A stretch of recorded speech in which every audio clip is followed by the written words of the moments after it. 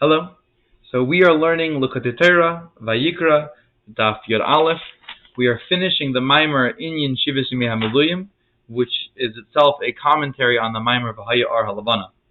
And so the Alter Rebbe explains that the Shivas Yimei HaMiluyim, which are the 7 days of dedication during which the Mishkan was finally inaugurated. So these 7 days of filling, of empowerment, of installation. These are the final 7 days in which the Kohanim become elevated to be fit for the service in the Mishkan.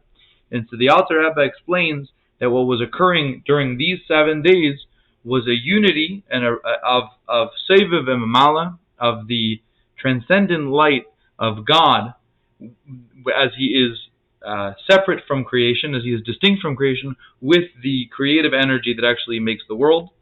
And the framework for this that the Alter Rebbe explains is 2 opposing psukim.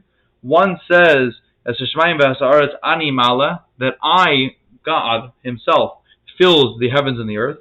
And another pasuk that says, "Mala kol haaretz kavodei," that the earth is filled with His glory, and His glory is a reference to His revelation, to the revelation that caters to and conforms to the boundaries of creation. And so the Alter Rebbe says that the goal of the Mishkan is to make these 2 psukim coexist. That we in creation, who are living in this kavodei reality, or are living in a reality where we don't necessarily see God, should be able to understand the truth of of how the ani, of how God is, He is Himself, fills all of creation. And this is the function of the Shivas Yimei HaMiluyim, of the Mishkan, and particularly of the Kohanim inside the Mishkan, is to make this a reality.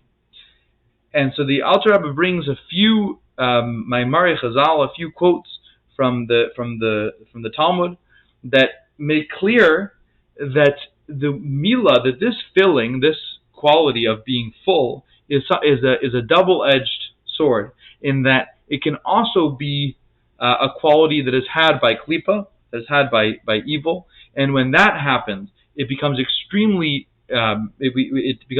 difficult to find God. And he says that within a person, this would mean that a person is so entrenched in evil that at every level they are filled with evil, they are filled with sitra achra, they are filled with otherness, and in that person, the spark of godliness is relegated to just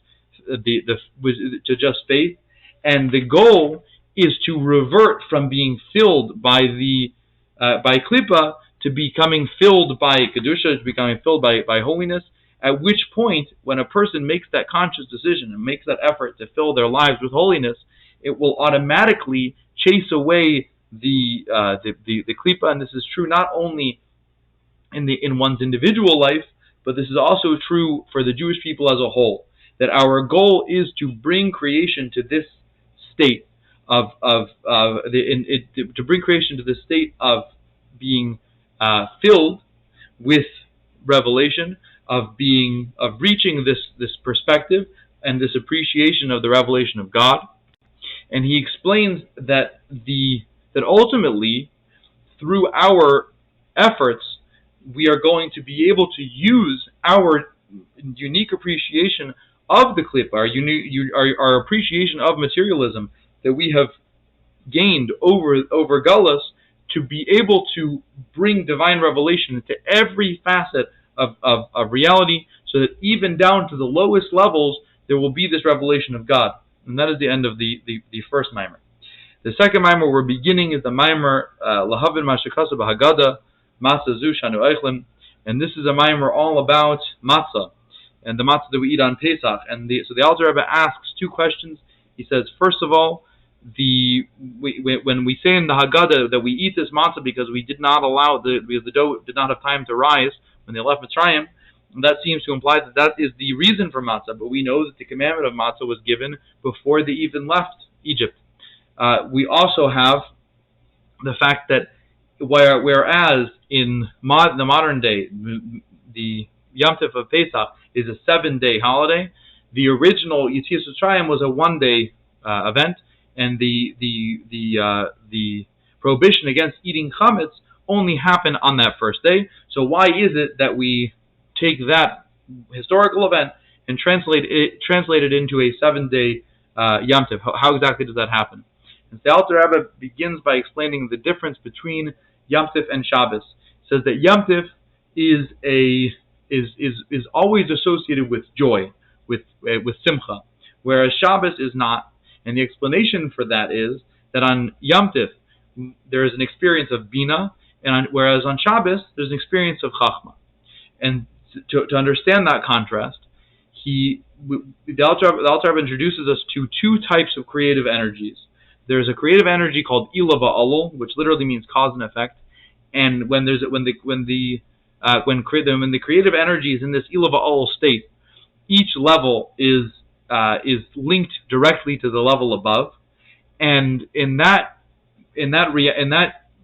form, the greatest heights that the lower level can reach is by appreciating the higher level. Whereas in the other creative energy is a creative energy called Yesh Ma'ayin, ex nihilo, something from nothing, and in that sense, the creative energy cannot perceive in any way its higher source. And so the Alter Rebbe says that Bina is an experience of Ila Va'al. And so the experience of Yom Tov is the experience of a higher source and a higher level, and that brings tremendous gladness. Whereas on Shabbos, it's an experience of Chachma, and Chachma is an example of a Yesh Ma'ayin creation. And so the experience of Chachma is one only of intellectual surrender, and when somebody is in a state of intellectual surrender, they cannot experience this simcha, and this is the first step in our understanding the idea of Yom Tov and Shabbos.